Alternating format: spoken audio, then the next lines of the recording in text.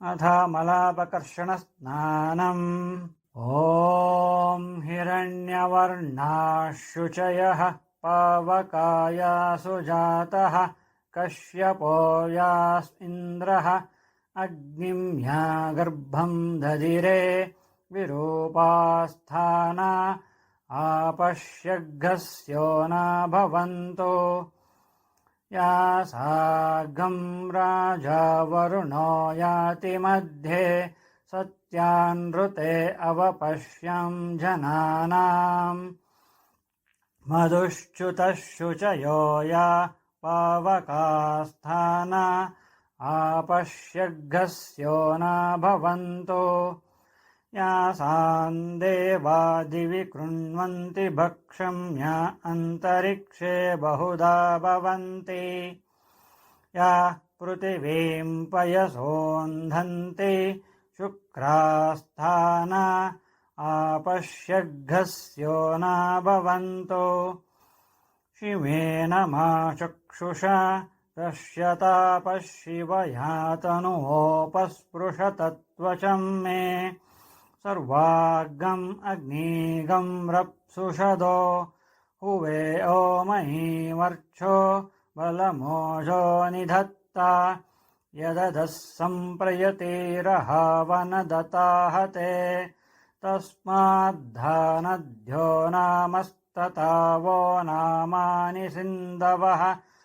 यत्प्रेषिता वरुणेन ताशीभगम् समवल्गता तदाप्नोदिन्द्रो वो यतेस्तस्मादापो अनस्तन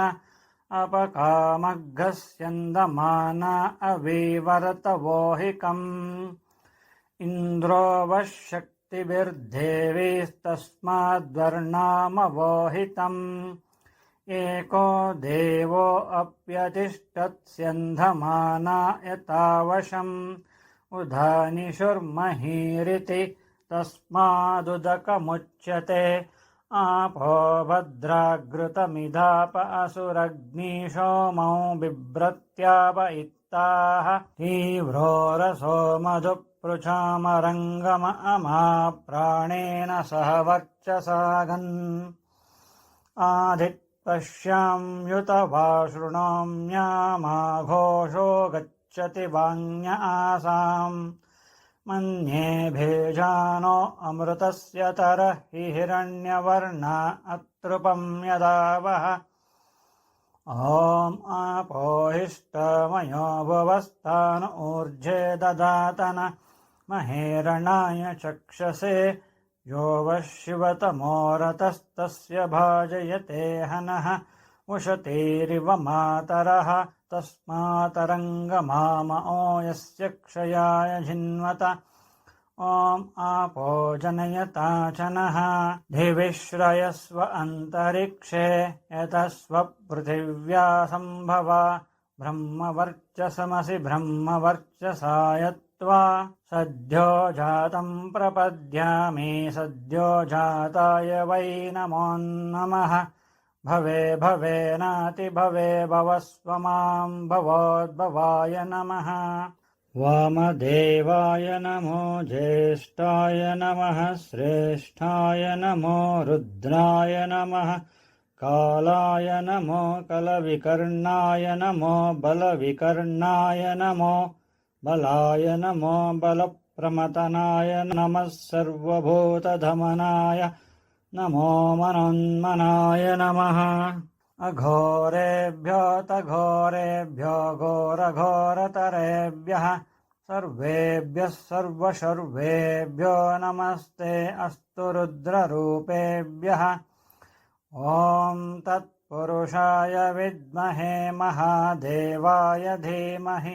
तन्नो रुद्रः प्रचोदयात् ईशानः सर्वविद्यानाम् ईश्वरः सर्वभूतानाम् ब्रह्माधिपतिर्ब्रह्मणोऽधिपतिर्ब्रह्मा शिवो मे अस्तु सदाशिवम् हवाय च सर्वविदताभ्यो नमः अथ मलापकर्षणस्नाने विनियोगः। ॐ आपोहिष्टामयो भुवस्तान ऊर्जे ददातन महेरणाय चक्षसे यो वः शिवतमोरतस्तस्य भाजयते हनः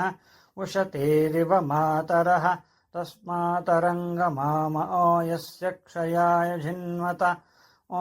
आपो जनयताचनः आवाच सुरवेताभ्यो नमः